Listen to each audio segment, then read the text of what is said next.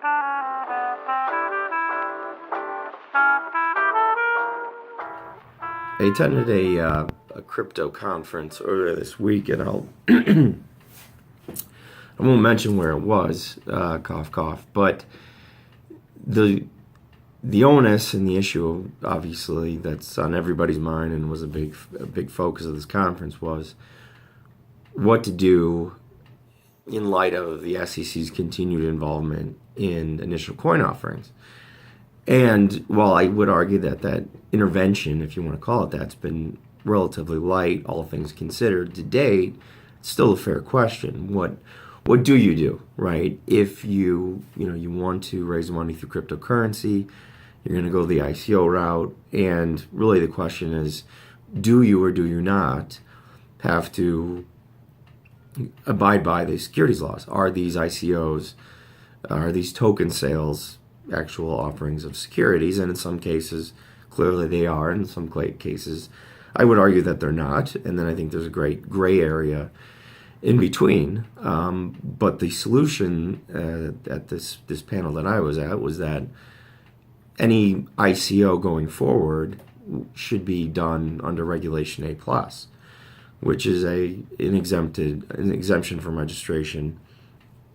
It was brought in through the Jobs Act and requires, much like a registered offering, like an S1 filing a prospectus with the SEC, going through comments, having audited financials, and then once that exemption is qualified, having to report on a periodic, quarterly and annual basis, which, obviously it's lengthy.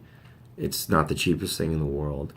But the solution, not that I was part of it, was all of these ICOs going forward, all of these token sales should be conducted as Regulation A+. And I can't agree. For a couple of reasons. Two of them in particular, which I think will sort of inure to the hardcore Bitcoiners and cryptocurrency acolytes out there. Number one, if I'm looking at a case, I'm looking at two offerings, okay? One is an equity offering. The other one is a token sale, okay? Initial coin offering. And both of them are exactly the same in terms of promised return, all right? And you ask me, which one am I going to invest in? They're both doing a Reg A. As an attorney, if someone was hiring me to do that evaluation, I would absolutely, positively have to recommend you to the Reg A with the equity deal. Why?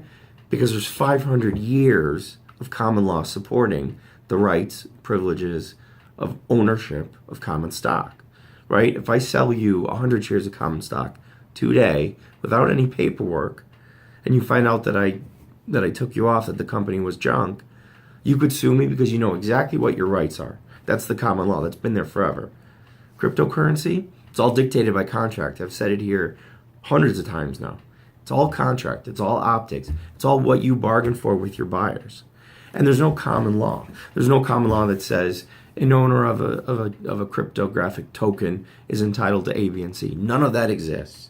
The only thing that exists is basic contract law and the terms in the contracts of what you signed with the person buying the token. So being an attorney and being in that position, if I have to choose between one or the other, I'm always going to go with the equity, provided it's going to provide the same return.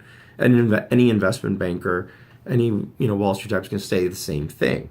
Obviously, they're going to be very, very much conflicted because they're so entrenched in the equity markets.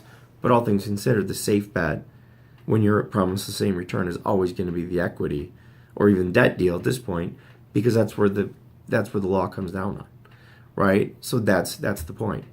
So that's the number one issue. The second issue is this. I've gone through these S1s, Reg A's. They're hard. They're difficult. They take a long time. They take a lot of money. Your auditing bills are expensive. Auditors are expensive. Their insurance is huge, and it's a lot of work for most attorneys to do. So at the end of the day, it's not the cheapest venture in the world, but the advantage of a Reg A or the advantage of even an S1 is that you're registering the security or you're qualifying for an exemption. That means that those securities, which in this case we're contemplating cryptographic tokens, can be resold. And so the reason why you would do it traditionally in the IPO context is because you wanted to list your stock on NASDAQ or OTC or New York Stock Exchange, because you could resell those shares. That's the concept. You're providing the investing public with enough disclosure such that the common man could invest and understand the risks inherent in that offering, right? And he can then resell, okay, on a public market. Well, you're going to go through and do that, for instance, with an ICO company, and you're going to register, provided you could, and it still yet remains to be seen whether the SEC would even qualify one of these. But if you did, now you have the right of what? You have the right to resell your token. But you have no exchange that lists registered or otherwise exempt tokens. Kraken, Coinbase, Bittrex, none of them are licensed national securities exchanges. So even today, as they're trading some of these tokens that arguably are securities, they're violating the law, right? This goes back to the Dow decision. That was one sentence in the Dow decision. They may be violating the law if they're allowing tokens which act as securities to trade. So now you're going to take something that you've already qualified through the SEC by saying it is a security and go to Bittrex and go, please list my coin. Well, unless they're crazy, they're going to tell you to pound sand because they know it's a security. You're already calling it a security. Could you go offshore? Sure. But, you take with it what you get, right? And there's no guarantee that they're going to take it, especially if you've already involved the SEC. So what do you do with the token, right? The whole point of this registration versus doing like a Reg D was in large part for the resaleability of the token. But now you have no exchange. OTC isn't qualified or set up to list a cryptographic token. NASDAQ, NYSE, same deal. So right now, right, without changes, which arguably could be made, there's no place to actually list a registered ICO token or an exempt in a Reg A scenario ICO token. So you've done all this work, you've gone through all this money, audits, and they're all on your shorts. You go through all this and spend all this money, and you have nowhere to trade your token. Versus the thousands of tokens that are trading now, some of which may be securities and arguably shouldn't be trading on a Bittrex or a Kraken, but they are. So the solution, right, to the whole issue of what do you do with ICO tokens that may or may not be securities, Reg A isn't the deal. We're not there yet.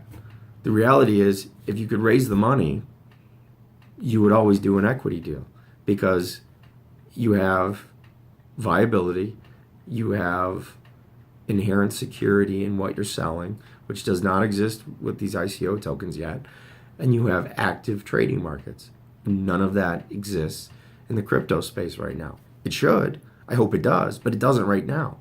So the solution, which I don't agree with on other grounds, on just legal grounds, saying I don't think you always have to do it, but the solution to do a Reg A plus or a registered offering for an ICO in order to make them viable just doesn't jive. Doesn't make any sense. Doesn't make any sense why you do it.